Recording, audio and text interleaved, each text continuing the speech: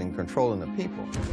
You had a ship full of African men, women, and children who were at the mercy of the captain and all the sailors on that crew. And those men could have sex with anybody they wanted to. The women, the children, and the men. You had to see 3 months tied down with these white men.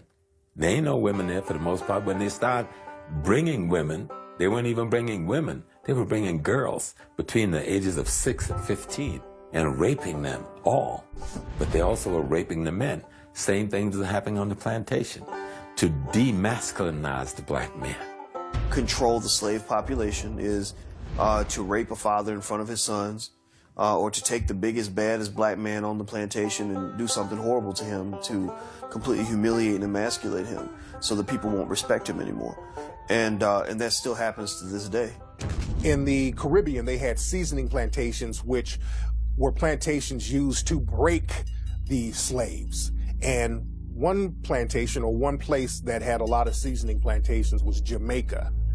And people have to wonder, what were they doing on these seasoning plantations that was worse than what was happening on the regular plantations?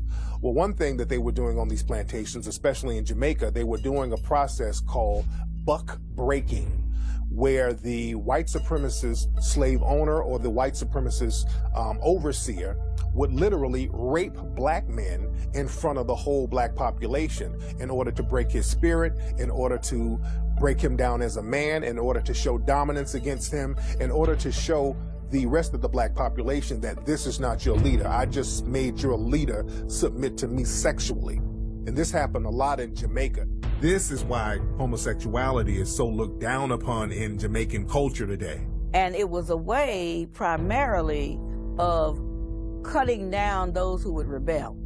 In other words, it was a matter of power and control and domination. And they would call it buck busting, but it was really butt busting. Slavery continued until 1865 for about 2 generations, right?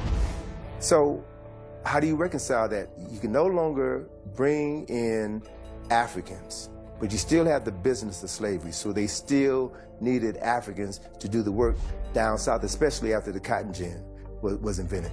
So you had the creation of breeding farms. 2 of the largest slave breeding farms in the United States were on the eastern shore of Maryland and right outside of Richmond, Virginia. They literally bred black people like cattle. They would have a strong black man have sex with a healthy black woman. That woman could be his mother, his sister, his aunt, his cousin. It didn't matter, because the end product was produce a child that I can sell, bodies that I can sell and ship down to Mississippi, Alabama, Georgia, South Carolina, North Carolina. It was a business. We had breeding farms in the United States that would put one person from one plantation against another. We even had a system where if you were a breeder, male on one plantation, and a female on another plantation, or even on the same plantation, even if you were mother and son, they would mate you.